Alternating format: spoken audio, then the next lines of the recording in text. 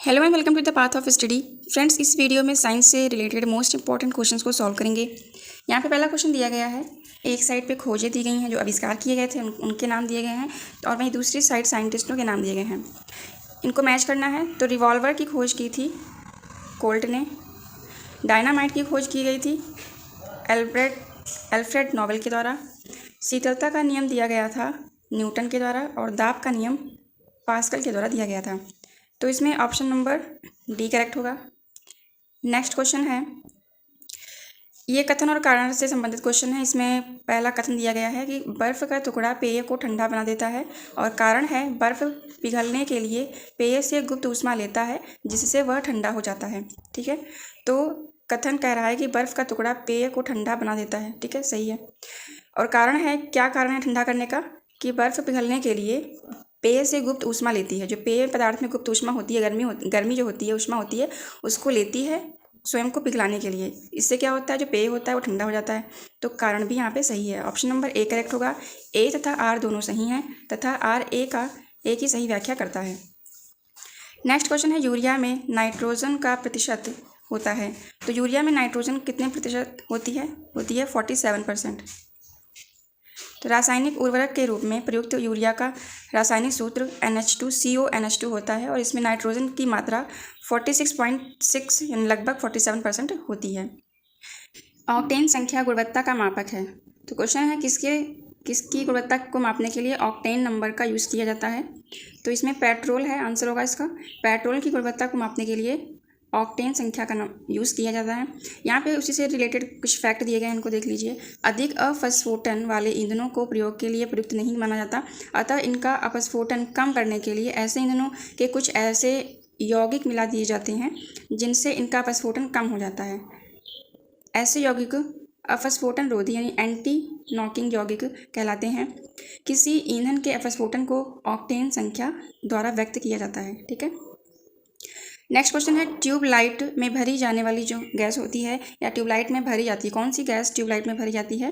तो सोडियम वाष्प भरा जाता है, कम दाब पर ऑर्गन भरी जाती है, या कम दाब पे पारे की वाष्प भरी जाती है, या डी ऑप्शन है मर्क्यूरिक ऑक्साइड व ऑर्गन फिल किए जाते हैं।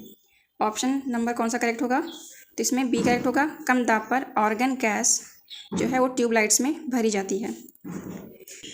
आगे नेक्स्ट क्वेश्चन में मिलान करना है। तो यहाँ पे दिया गया है सिलिकॉन कार्बाइड। सिलिकॉन कार्बाइड ये इसके द्वारा किसका निर्माण होता है? तो कृत्रिम हीरे का निर्माण किया जाता है। कार्बन तंतु के द्वारा वायुयान का निर्माण किया जाता है। कार्बन डाइऑक्साइड प्रकाश संश्लेषण में प्रयोग होती है, और डाईफ्लोरो मीथेन गैस जो है वो प्रशीतक के रूप में कार्य करती है। तो इसमें ऑप्शन नंबर बी करेक्ट होगा। नेक्स्ट क्वेश्चन है, निम्न में से कौन बहुलक नहीं है? तो इसमें बताना है घी, प्रोटीन, स्टार्च और जो कपास है, रुई है, इन सब में से बहुलक कौन नहीं है? तो जो घी होता है वो बहुलक नहीं होता है, बाकी ये तीनों बहुलक होते हैं, स्टार्च है, कपास है और प्रोटीन। ठीक है, तो बहुलक क्या होते हैं पहले इनको समझ लीजिए। ऐसी प्रक्रिया जिसमें सरल अणु बड़ी मात्रा में एक दूसरे से संयोग करके उच्च अणुभार का एक बड़ा अणु बनाते हैं, और बहुलकीकरण कहलाता है। इस प्रक्रम से बना यौगिक बहुलकीकरण यौगिक कहलाता है, और बहुलकीकरण की प्रक्रिया द्वारा विभिन्न प्रकार के प्लास्टिक, संश्लेषित रेशे तथा संश्लिष्ट रबड़ बनाए जाते हैं। ठीक है, आगे यहाँ पे नेक्स्ट क्वेश्चन है कि प्रथम विश्व युद्ध के दौरान निम्नलिखित में से किसका प्रयोग किया गया था? बताना है कि किसका प्रयोग किया गया था। तो मस्टर्ड गैस का जो है यूज़ किया गया था प्रथम विश्व युद्ध में। इस गैस से क्या होता है ये देख लीजिए। तो इस गैस के आक्रमण के बाद आदमी कुछ घंटों तक कुछ सोच नहीं पाता है, और इससे क्या होता है कि जो त्वचा पर लाल चकत्ते पड़ जाते हैं, और बाद में यह दर्द भी करने लगते हैं। इससे नाक तथा गले पर भी विपरीत प्रभाव देखने को मिलता है। नेक्स्ट क्वेश्चन है, कपास का प्रमुख घटक है। तो प्रकाश का प्रमुख घटक इनमें से कौन सा है? प्रोटीन है, वसीय अम्ल है, ग्लिसरीन या फिर सेलुलोज है? इसमें ऑप्शन नंबर सी करेक्ट होगा। कपास का प्रमुख घटक जो है सेलुलोज होता है। आगे नेक्स्ट क्वेश्चन, मरीजों के पेट के अंदर का परीक्षण करने हेतु डॉक्टरों द्वारा प्रयुक्त इंडोस्कोप निम्नलिखित में से किस सिद्धांत पर कार्य करता है? ठीक है, तो किस सिद्धांत पर कार्य करता है आंसर बताना है इसमें। प्रकाश का परिवर्तन, प्रकाश का प्रकीर्णन, प्रकाश का अपवर्तन या फिर प्रकाश का सकल आंतरिक परावर्तन। तो किस सिद्धांत पर इंडोस्कोपी होती है वो वर्क करती है? तो इसमें ऑप्शन नंबर डी करेक्ट होगा, प्रकाश का सकल आंतरिक परावर्तन। ठीक है, इसके द्वारा जो शरीर के अंदर के अंग होते हैं, भाग होते हैं, उनको देखा जाता है और उनका परीक्षण किया जाता है इंडोस्कोपी के द्वारा। रेशम तंतु, रोम, पिच, नख तथा नखर निर्मित होते हैं। तो किसके द्वारा ये सभी निर्मित होते हैं? ऑप्शन नंबर ए करेक्ट होगा, फाइब्रिन के द्वारा। नेक्स्ट क्वेश्चन में देखना है कि कौन सा जो सम्मिलित है वो सही नहीं है। तो इसमें राजस्थान परमाणु ऊर्जा संयंत्र उदयपुर दिया गया है, यही गलत है। ये जो है रावत भाटा में उपस्थित है। ठीक है, आगे अगला है नरौरा परमाणु ऊर्जा संयंत्र, ये उत्तर प्रदेश में है। मद्रास परमाणु ऊर्जा संयंत्र कलपक्कम में सही है। और कैगा परमाणु ऊर्जा संयंत्र कर्नाटक में है। ये तीनों सही हैं। नेक्स्ट क्वेश्चन है, निम्नलिखित में से किसके बारे में विश्व का सबसे सस्ता टेबलेट पीसी होने का दावा किया गया है? तो ये जो था आकाश था और इसका डिज़ाइन भारत में किया गया था।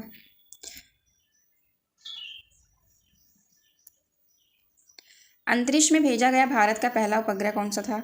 इसमें ऑप्शन नंबर सी है करेक्ट, आर्यभट्ट। प्राचीन भारत के पहले बड़े गणितज्ञ और खगोल शास्त्री थे और इनकी प्रमुख पुस्तक आर्यभट्टीयम और आर्य सिद्धांत हैं। ठीक है, और इन्हीं के नाम पे भारत का पहला अंतरिक्ष उपग्रह भेजा गया था। नेक्स्ट क्वेश्चन में पूछा है कृत्रिम प्रकाश जो होता है उसके बारे में। ऑप्शन नंबर 1 है कृत्रिम प्रकाश पर्णहरित यानी क्लोरोफिल नष्ट कर सकता है। बी है पर्णहरित का संश्लेषण कर सकता है। प्रकाश संश्लेषण का कारण हो सकता है। और डी ऑप्शन है प्रकाश संश्लेषण का कारण नहीं हो सकता है। तो इसमें ऑप्शन नंबर कौन सा करेक्ट होगा? सी करेक्ट होगा, प्रकाश संश्लेषण का कारण हो सकता है। जो कृत्रिम प्रकाश होता है, ठीक है, वो उसके द्वारा भी प्रकाश संश्लेषण होता है। ये ज़रूरी नहीं है कि सूर्य के प्रकाश में ही प्रकाश संश्लेषण हो, तो इसलिए ये ऑप्शन नंबर सी करेक्ट होगा। नेक्स्ट क्वेश्चन है, एक लोहे के गेंद को गर्म किया जाए तो सर्वाधिक प्रतिशत वृद्धि होगी?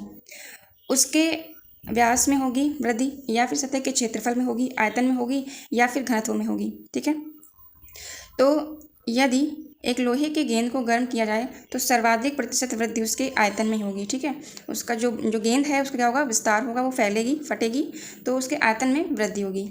यदि किसी चुंबक को बराबर लंबाई के 2 टुकड़ों में काट दिया जाए तो क्या होगा? ठीक है, ऑप्शन दिए गए यहाँ पे। पहला है कि यदि काट देते हैं तो 2 टुकड़े अपना चुंबकत्व भी खो देते हैं, ये गलत है।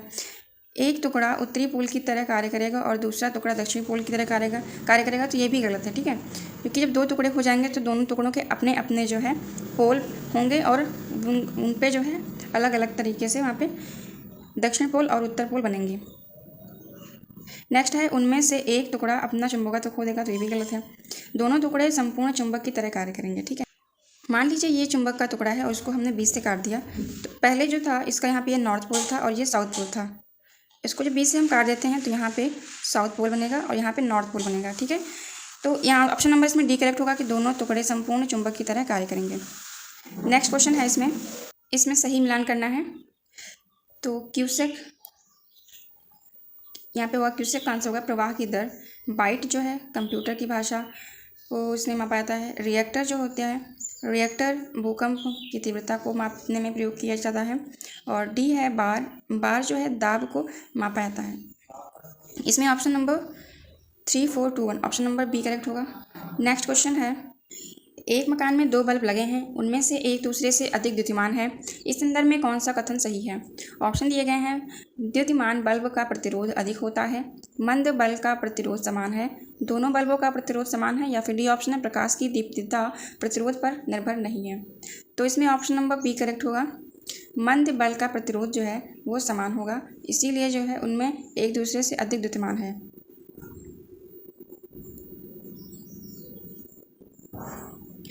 यहाँ पे दिया गया है, जिस बल्ब की प्रतिरोधक क्षमता जितनी अधिक होगी वह उतना धीमा जलेगा, अर्थात कम प्रकाश देगा, और जिस बल्ब की प्रतिरोधक क्षमता जितनी कम होगी वह उतना अधिक प्रकाश देता है। ठीक है, इसीलिए मंद बल्ब का प्रतिरोध क्या होगा? समान। नेक्स्ट क्वेश्चन है, ध्वनि का वेग अधिकतम होता है, वायु में होता है, धातु में, द्रव में, या फिर निर्वात में? तो वायु का वेग जो है अधिकतम धातु में होता है, ऑप्शन नंबर सी करेक्ट होगा। किसी माध्यम में ध्वनि का वेग उस माध्यम की प्रत्यास्थता तथा घनत्व पर निर्भर करता है, क्योंकि गैस के सापेक्ष द्रवों और ठोसों की प्रत्यास्थता अधिक होती है, अतः गैस की तुलना में द्रवों तथा ठोसों की चाल अधिक होगी। ठीक है, तो इसमें अगर देखा जाए तो निर्वात में सबसे कम जो है उसकी चाल होगी, वायु में उससे थोड़ी ज़्यादा, जल में सर्वाधिक जो है ठोस में होती है, लोहे में होती है। नेक्स्ट क्वेश्चन है यहाँ पे, मनुष्य में मांसपेशियों में थकावट किसके जमा होने के कारण होती है?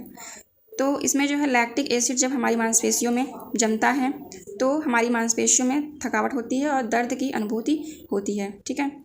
और जो फॉर्मिक अम्ल होता है इसका रासायनिक सूत्र CHCOOH होता है और लैक्टिक एसिड के मांसपेशियों में जमाव हो जाने के कारण हमें थकान लगती है और इस अम्ल का उपयोग मुख्यतः हम खाद्य पदार्थों के संरक्षण में, जीवाणुनाशक के रूप में, चमड़े के उद्योग में और रबड़ निर्माण इत्यादि में करते हैं। तो ये पानी में डूब जाती है जबकि लोहे से बना जहाज पानी में तैरता है, क्योंकि ऑप्शन दिए गए हैं,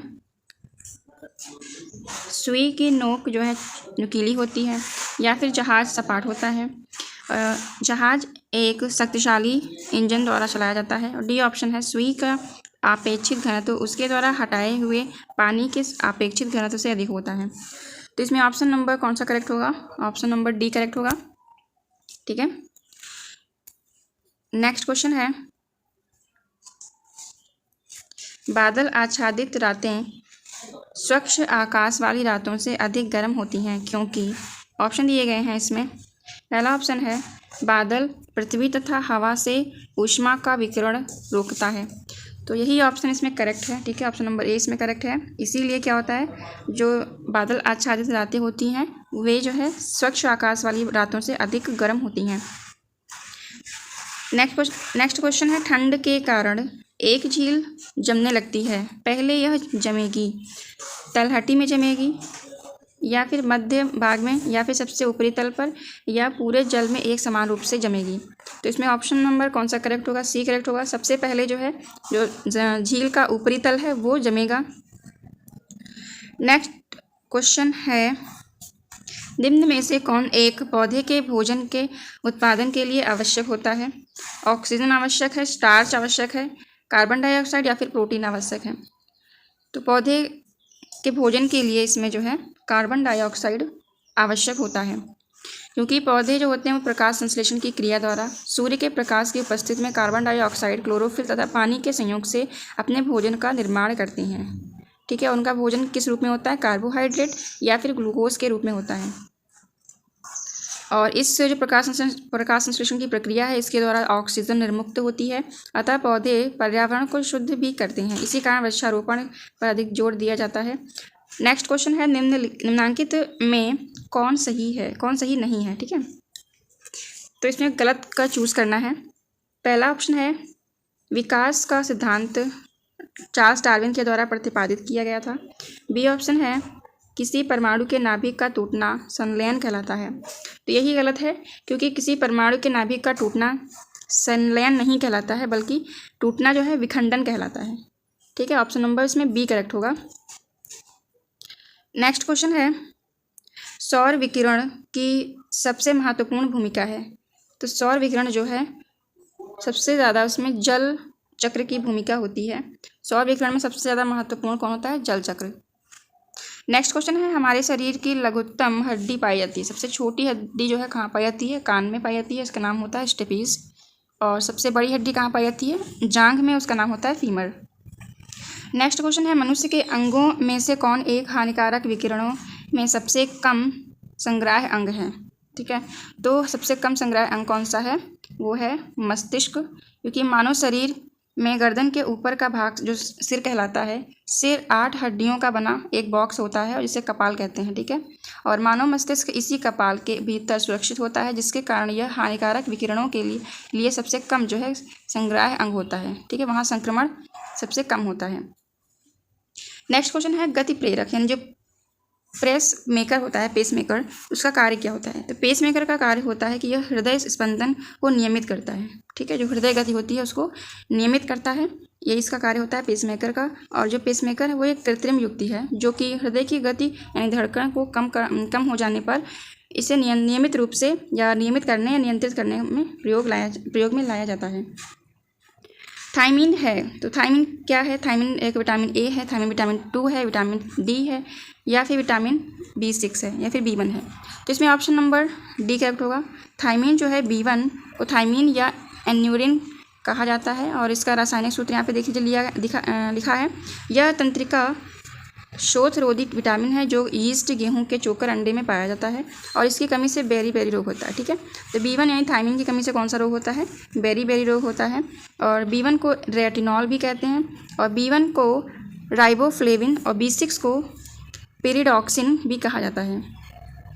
नेक्स्ट क्वेश्चन है, एलिसा परख से पहचान की जाती है, तो किस रोग में जो है एलिसा टेस्ट किया जाता है? तो ऑप्शन नंबर इसमें 1 करेक्ट होगा।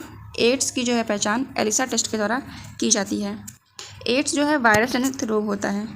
नेक्स्ट क्वेश्चन है, इनमें से कौन सी बीमारी वायरस द्वारा नहीं उत्पन्न होती है?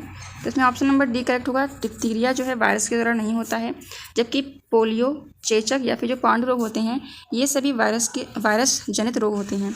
इसके अलावा छोटी माता, खसरा, पोलियो, AIDS, hepatitis, influenza, trachoma, rabies, चेचक और जेनाइल हर्पीज ये सभी जो है वायरस जनित रोग हैं। नेक्स्ट क्वेश्चन है, हेपेटाइटिस रोग से मानव शरीर का सीधा प्रभावित होने वाला अंग बताना है। तो हेपेटाइटिस से जो है यकृत जो है लीवर वो प्रभावित होता है। और नेक्स्ट क्वेश्चन है, हाइड्रोजन कार्बन विजन 2025 संबंधित है, तो ये संबंधित है पेट्रोलियम उत्पादक जो भंडारण है उससे संबंधित है। पेट्रोलियम उत्पाद भंडारण से हाइड्रोकार्बन विजन 2025 जो है संबंधित है। नेक्स्ट क्वेश्चन ध्वनि से संबंधित है। इसमें पूछा है कि ध्वनि निम्न प्रकार से चलती है, तो ध्वनि जो है वो अनुदैर्ध्य तरंगों की तरह चलती है, जिसकी उत्पत्ति वस्तुओं में कंपन होने के परिणाम स्वरूप होती है। आगे नेक्स्ट क्वेश्चन है, तरंग दैर्ध्य का मात्रक एंगस्ट्रॉम होता है, ऊर्जा का मात्रक जूल होता है, और ध्वनि की तीव्रता का मापक डेसिबल में मापते हैं, आवृत्ति को हर्ट्ज में मापा जाता है। ठीक है, तो इसमें ऑप्शन नंबर ए करेक्ट होगा। रेडियोधर्मी डेटिंग एक प्रक्रिया है जिससे मापा जा सकता है। तो रेडियोधर्मी जो प्रक्रिया है डेटिंग है, इसके द्वारा चट्टानों की उम्र को मापा जाता है। और कार्बन-14 एक रेडियोधर्मी समस्थानिक है जिसका प्रयोग मृत कार्बनिक वस्तुओं की आयु ज्ञात करने में किया जाता है, और इस प्रक्रिया को कार्बन डेटिंग कहते हैं। नेक्स्ट क्वेश्चन यहाँ पे देखिए, इसमें जो है प्रदूषकों को उनके दीर्घकालीन प्रभाव के साथ दिए गए कोड की सहायता से सम्मिलित करना है। इस साइड पे जो है कुछ तत्व दिए गए हैं और उनसे जनित यहाँ पे रोक दिए गए हैं। तो इसमें जो है कार्बन मोनोऑक्साइड, ठीक है, तो कार्बन मोनोऑक्साइड के द्वारा जो है लीवर और किडनी को क्षति पहुँचती है। नाइट्रोजन की ऑक्साइड से जो है कैंसर उत्पन्न होता है। धूल कणों से जो है सांस संबंधी रोग होते हैं, और सीसा से जो सेंट्रल नर्वस सिस्टम होता है वो इफेक्ट होता है। नेक्स्ट क्वेश्चन है, इसमें बताना है कौन सा गलत है। एपीकल्चर जो है इसमें शहद की मक्खी, सेरीकल्चर जो है सिल्क वर्म, पिसीकल्चर लाख व कीड़ा, और हार्टिकल्चर फूल। तो इसमें ऑप्शन नंबर सी जो है गलत है, क्योंकि जो पिसीकल्चर होता है उसमें मत्स्य पालन किया जाता है, और जो लाख का कीड़ा होता है यह यहाँ पे इसी गलत है। आगे नेक्स्ट क्वेश्चन ने पूछा है कि मानव हार्मोन इंसुलिन उत्पन्न होता है, तो किस अंग से जो है इंसुलिन उत्पन्न होता है? तो अग्न्याशय से जो है इंसुलिन हार्मोन रिलीज होता है, और इंसुलिन हार्मोन का स्रावण यकृत में पाई जाने वाली लैंगरहैंस की दीपिकाओं द्वारा होता है। यह हार्मोन रक्त में शुगर की मात्रा को नियंत्रित करता है, और इसकी कमी से मधुमेह या डायबिटीज़ रोग होता है।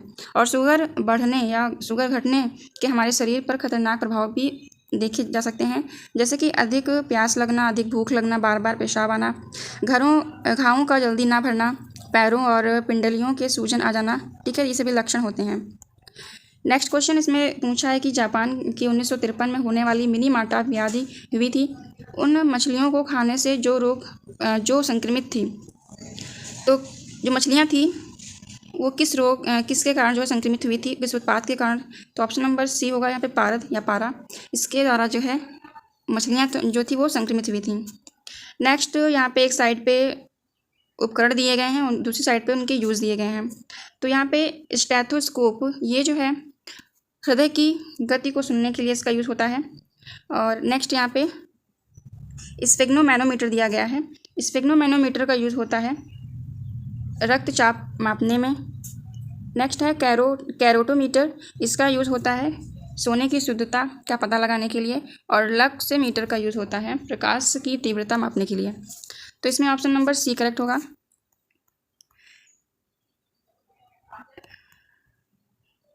नेक्स्ट क्वेश्चन, ये रिपीटेड क्वेश्चंस हैं। आगे इसमें पूछा है कि मस्तिष्क तथा मेरुरज्जु पर चढ़ी झिल्ली में सूजन आ जाने से होने वाला रोग है, कौन सा रोग है? मेनिंजाइटिस है।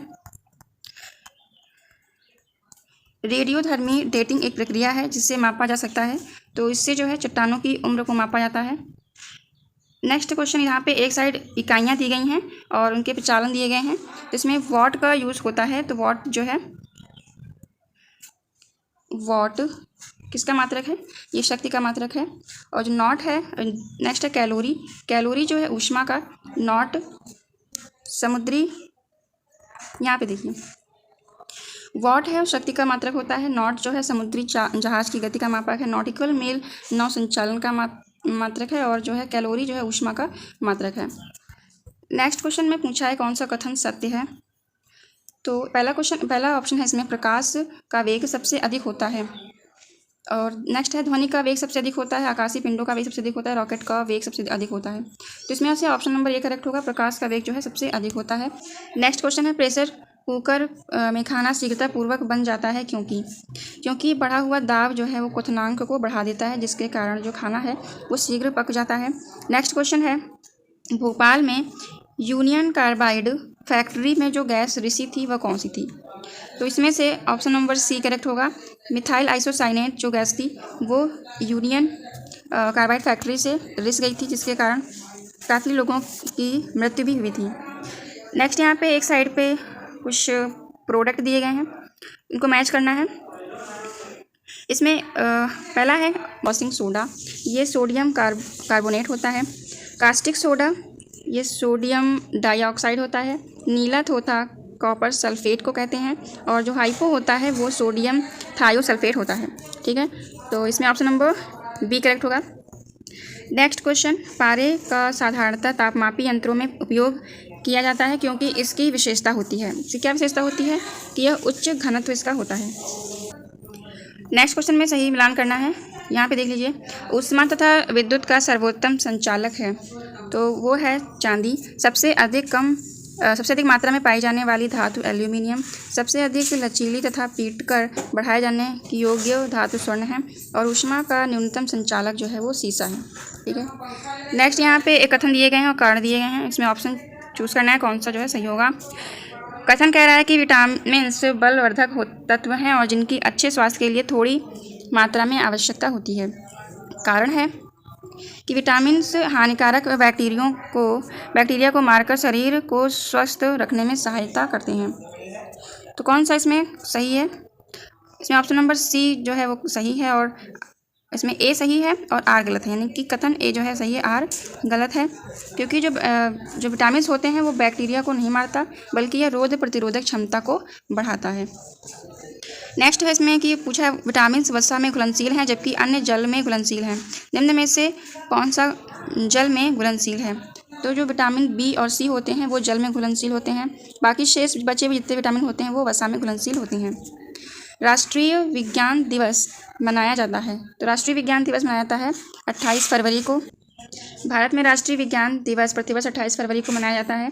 इसी दिन भारतीय भौतिक वैज्ञानिक चंद्रशेखर वेंकटरमन ने रमण प्रभाव की खोज की थी। नेक्स्ट क्वेश्चन है इसमें सही जो सही सम्मिलित नहीं है उसको चूज़ करना है। फ्लोरेंस ये दिया है क्लोरीन युक्त कार्बनिक यौगिक, ठीक है, तो ये क्लोरीन युक्त कार्बनिक यौगिक नहीं होता बल्कि कार्बन का एक क्रिस्टलीय अपरूप होता है, तो ऑप्शन नंबर ए करेक्ट होगा यहाँ पे। नेक्स्ट क्वेश्चन है, यहाँ पे एक साइड रेडियो समस्थानिक दिए गए हैं और उनके यहाँ पे उपयोग दिए गए हैं। तो इसमें आर्सेनिक 74 जो है ट्यूमर में यूज़ होता है। कोबाल्ट जो है वो कैंसर का पता लगाने में यूज़ किया जाता है, और आयोडीन 131 ये थायराइड ग्रंथि सक्रियता में, और सोडियम 24 ये रक्त व्यतिक्रम में प्रयोग होता है। अगला क्वेश्चन है, निम्न में कौन मनुष्य द्वारा निर्मित आनुवांशिक रूप से अभियंत्रित प्रथम जीवित जीव है? तो वो है डॉली, ठीक है, और डॉली एक प्रकार की भेड़ थी। निम्नलिखित में से कौन सा पोटेशियम अल्पता से संबंध है? तो निम्न रक्तचाप जो है पोटेशियम अल्पता से संबंध है। रक्तचाप को नियंत्रित करने के लिए इसकी महत्वपूर्ण भूमिका होती है। नेक्स्ट क्वेश्चन में एक साइड यहाँ पे विटामिन दिए गए हैं, दूसरी साइड उद्योग दिए गए हैं। रेटिनॉल जो है इसका यूज़ जो है किया जाता है नेत्र सूख कर लाल हो जाने में, ठीक है, ये इसका कारण है। नेक्स्ट है टोकोफेरॉल, ये जो है बाध्यता से संबंधित है। साइनोकोबालामिन, ये घातक रक्ताल्पता, और पीरिडॉक्सिन जो है ये मानसिक व्याधियों से संबंधित है। तो ये वीडियो यहाँ पे कंप्लीट होती है। आई होप ये वीडियो आपके लिए हेल्पफुल रहेगी। वीडियो पसंद आई हो तो लाइक करिएगा, हमारे चैनल को सब्सक्राइब करिए। Thank you for watching. जय हिंद।